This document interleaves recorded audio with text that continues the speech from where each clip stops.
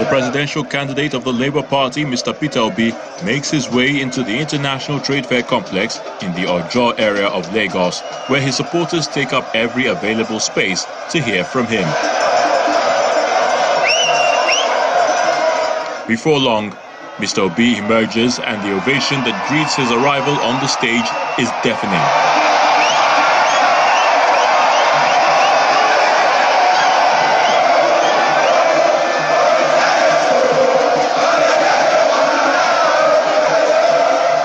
Without wasting time, he goes straight to inform the people here about how he hopes to address the nation's power conundrum and the other challenges bedeviling the nation. By producing enough food, we are going to support manufacturing. By ensuring that power becomes a thing of the past.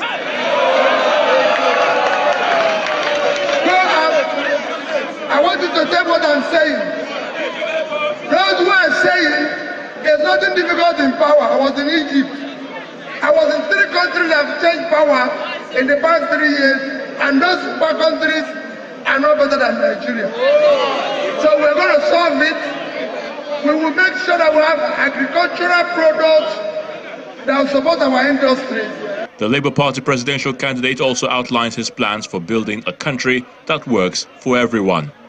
My commitment is to build a new Nigeria where there is security of life and property, where there will be rule of law, where there will be opportunity for the youth and women to be able to thrive. A Nigeria where I will make sure that women and youth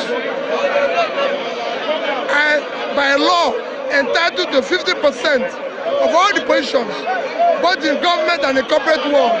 So we can start building this country that is inclusive, a Nigerian where they will move people from consumption to production. For this supporter, Mr. Peter Obi represents a breath of fresh air and believes Nigeria stands to benefit from his presidency. The structure of Labour Party is the structure that can revive Nigeria, the structure that can make Nigeria a beautiful bride before other countries in the world.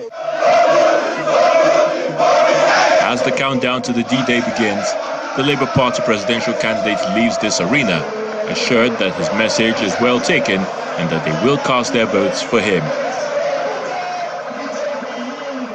While the Labour Party presidential flag bearer was busy campaigning in Lagos, a group rooting for his election today trooped out in the nation's capital to drum support for him. The group held a solidarity rally marching from the Unity Fountain to Banex commercial area in Abuja in solidarity with Mr. Obi as well as the CBN Naira redesign policy. They are optimistic that Mr. Obi will emerge victorious at the presidential election.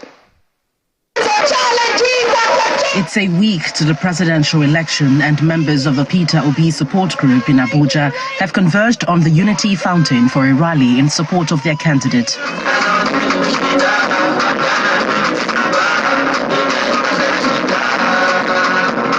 Dressed in the official colors of the party, they defied the scorching sun, singing and dancing.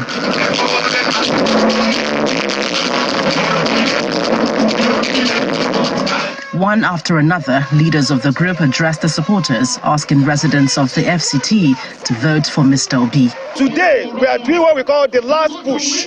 In the next 5-6 days, we will touch every grain of sand in this Nigeria. We talk to everybody. All our members are all over the place. The rally that is happening here today is happening in all the state capitals, is happening in all the local governments. That the people, we don't call them structure because Nigerian idea of structure is structure of corruption. We don't want structure of corruption. We want our people to be able to decide who is their president. This obedient movement is an organic movement. You don't really have to mobilize that much. What is happening to us in Nigeria, there's no need to tell you. So there's nothing special I need to do for the women. They come out en masse because they are the hardest hit by this failing economy, failing security, insecurity, and what have you. The nation's capital is not left out of the cash crunch as residents constantly besiege banks and cash points to get the new notes. Nevertheless, the Peter Obi support group insists that a Naira redesign policy will stop vote buying. There is something that is given. Vote buying will be hugely reduced, which is the best thing that can happen to this country. The citizenry of this country, we are highly impoverished. So when they keep you hungry, they give you 5,000, 8,000, you now think with your stomach and you go and vote for nonsense. But when they don't give you that money, you can think well. And you vote for your future for the next 8 years. And for every one of us, I am feeling the heat. Everybody in Nigeria is feeling the heat. What I can say is, please hold on. Like I said earlier, when you want to give birth, you push, it's painful. But once the baby comes out, you forget about the pain and there's joy all through your life. That's what we are expecting. That's what's going to happen.